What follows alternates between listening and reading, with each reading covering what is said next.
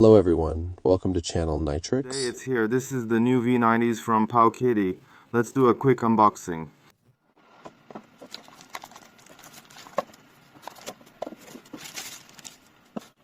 Alright, the quick unboxing is done. Now let's take a look at its appearance. The design is very straightforward and direct. It's similar to Nintendo's DBSP. On top there are two ports, one for charging and one OTG port. I think so. On the back there's a spot for the battery compartment. It says there's a 3000 mAh battery. And this is the V90S. On the left there's a TF card slot and volume buttons. On the right there's a card slot, power button and a reset button. Let's take a look. Then R1, R2. Let's check the overall build quality. The build quality seems okay considering the price is 197 yuan for the no card version. For 197 yuan, reaching this build quality is quite decent. Let's open the lid. After opening, it seems to have just one position, like this. It can't open. To 180 degrees, so see it automatically springs back. So when you play, it's roughly in this position. Let's raise it a bit. The button feel is like conductive rubber. It's great for gaming. Are these two toggle switches? You can listen.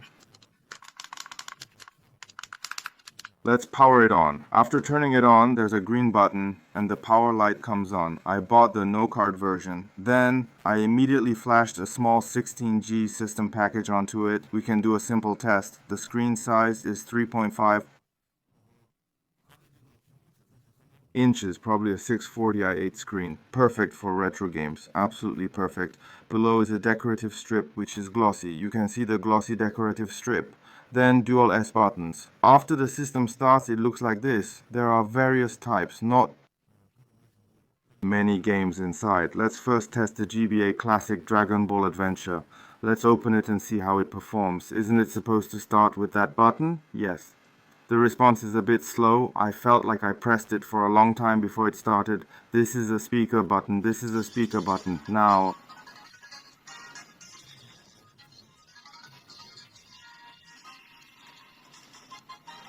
it's in full screen mode. The overall color seems quite okay. The overall color is pretty good. Some people like using this 3:2 ratio mode, but I think 4:3 is also fine. Even though there's some stretching, it's not too bad, and it's playable.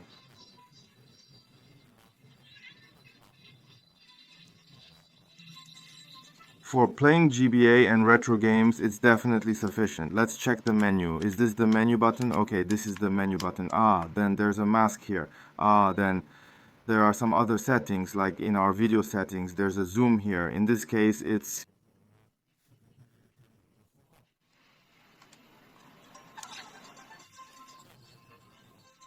a 3:2 ratio. Then there will be a small black border on top. There's also a small black border at the bottom. In this case, it's acceptable.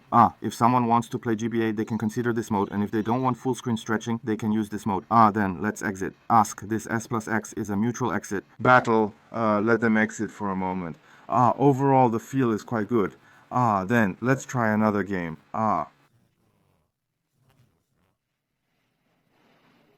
Its processor is an A13 processor. This is an FC game. Seems like it. Let's check out Samukid. For FC games, if you play in full screen mode, the effect is very okay.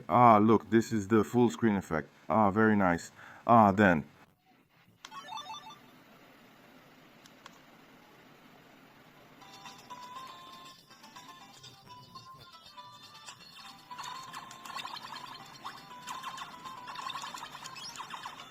Let's see if there's a standby function. Let's see. He's still thinking.